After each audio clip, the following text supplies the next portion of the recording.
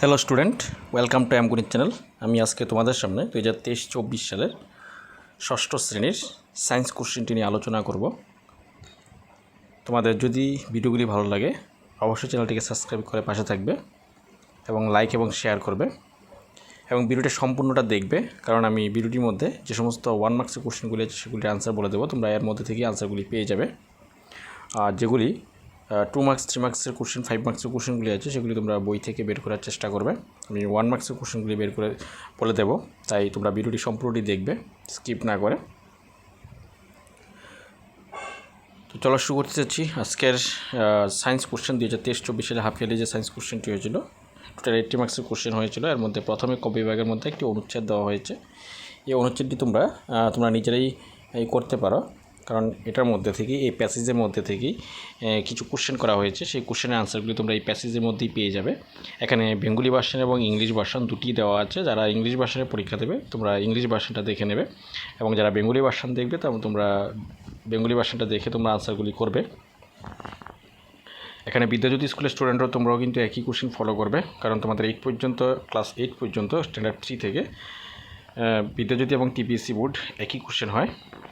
তোমরাও কিন্তু এই কোশ্চেনটাই ফলো করবে।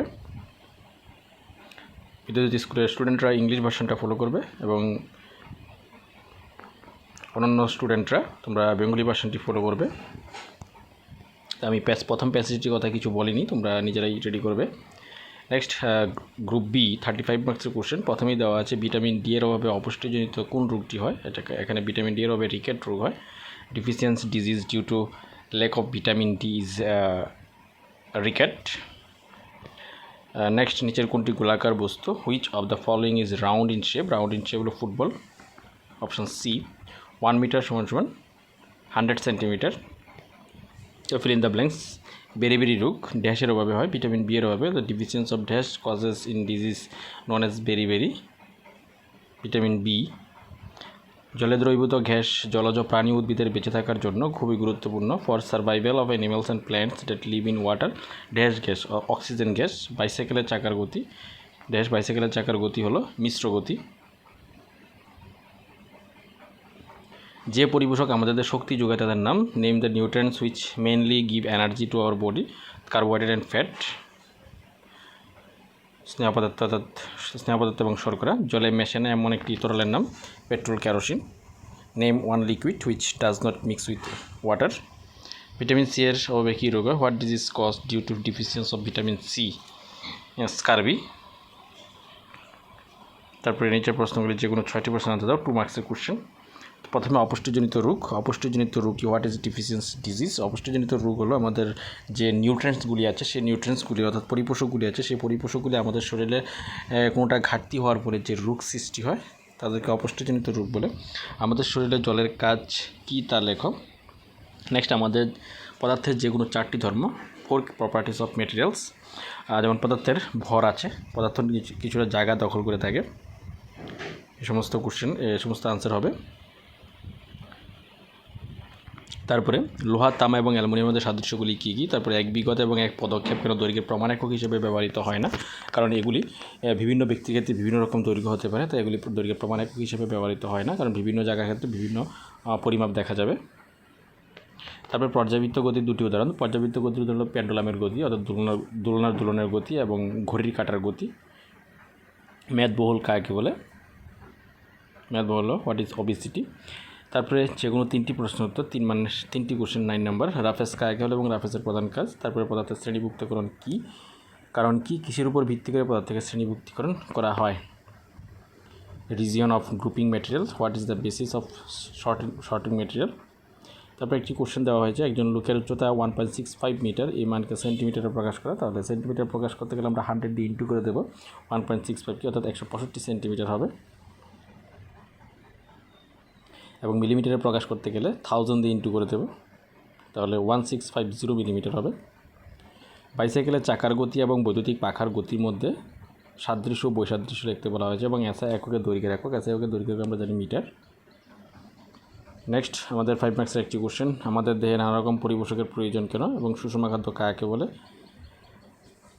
তারপরে 2 নম্বরে দেওয়া আছে রাধার বাড়ি এবং স্কুলের দূরত্ব 3520 মিটার। এই দূরত্বকে কিলোমিটারে প্রকাশ করো। মিটার দেওয়া হচ্ছে, কিলোমিটারে প্রকাশ করতে গেলে 1000 দিয়ে আমরা ডিভাইড করে দেবো, তাহলে আনসার হবে 3.520 মিটার, কিলোমিটার। দূরত্ব পরিমাপের জন্য কেন রাবারের ফিতা ব্যবহার করা উচিত নয়? কারণ রাবারের ফিতা ব্যবহার করলে রাবারের ফিতার দৈর্ঘ্য বৃদ্ধি পেতে পারে, উষ্ণতা বৃদ্ধি পেলে দৈর্ঘ্য বৃদ্ধি পেতে পারে, অথবা কোনো আমরা পরিমাপ করতে গেলে যখন এটা আমরা মাপতে যাব তখন এটা দৈর্ঘ্য বৃদ্ধি পেতে পারে, তাহলে পরিমাপটা আমাদের ভুল আসতে পারে। এই কারণে রাবারের ফিতা ব্যবহার করা উচিত নয়। তারপরে গ্রুপ সি এর মধ্যে স্নেহজাতীয় পদার্থ শুধুমাত্র গ্রহণ করলে যে রোগ হয় এটা মেদবহুল হবে।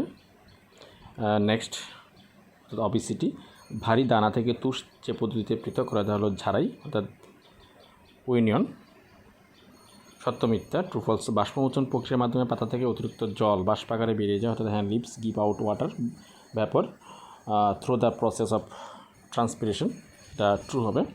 স্বচ্ছ বস্তুর মধ্যে দিয়ে আলো যেতে পারে না, মিথ্যা, অর্থাৎ transparent object do not allow light to passes through them, এটা মিথ্যা, কারণ স্বচ্ছ বস্তুর মধ্যে দিয়ে আলো যেতে পারে, পাস করতে পারে। তারপরে আবার 1 মার্কসের কোশ্চেন। আমাদের দেহে সূর্যালোকের উপস্থিতিতে কোন ভিটামিন তৈরি হতে সক্ষম? Vitamin D. আশ্রাবণ কি? What is ডেকান্টেশন? নেক্সট 2 মার্কসের 5টি কোশ্চেন। একটি ফুলের বিভিন্ন অংশগুলির নাম লিখতে বলা হয়েছে, write the name of part of flowers. তারপরে ঝাড়াই কি? সপ্রভ বস্তু যার নিজস্ব আলো আছে, লুমিনাস অবজেক্ট, গিভ এক্সাম্পল। নিজস্ব আলো আছে জোনাকি। তারপর আছে সূর্যের আলো।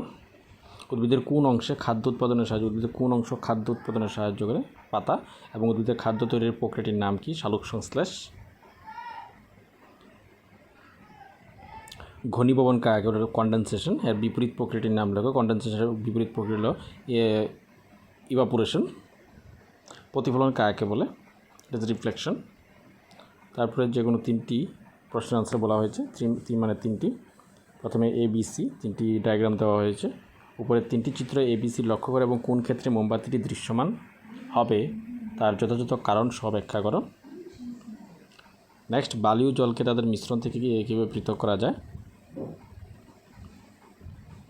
নেক্সট, সুচিত্র ক্যামেরার সংজ্ঞা দাও এবং সুচিত্র ক্যামেরা কী ধরনের চিত্র তৈরি করে। তারপরে আরেকটি কোশ্চেন দেওয়া আছে, পাতা শিরাবিন্যাস কী? পাতা শিরাবিন্যাস কয় ধরনের হয় ও কী কী?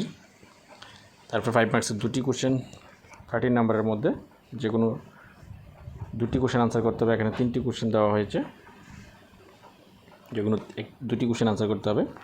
তো এই হলো আমাদের 2023-24 সালে সায়েন্সের হাফ ইয়ারলি কোশ্চেন। তোমাদের অনেকটাই প্রয়োজন হবে তোমাদের পরীক্ষার জন্য, কারণ এই ধরনের কোশ্চেন থেকে তোমাদের অনেকটাই কোশ্চেন কমন আসতে পারে। তাই এই কোশ্চেনটি বেশি করে দেখবে এবং প্রিপারেশন নেওয়ার আগে অবশ্যই কোশ্চেনগুলি একবার দেখে নেবে। ভিডিওগুলি ভালো লাগে অবশ্যই সাবস্ক্রাইব করে পাশে থাকবে এবং বেশি বেশি করে লাইক এবং শেয়ার করে দেবে। Thank you.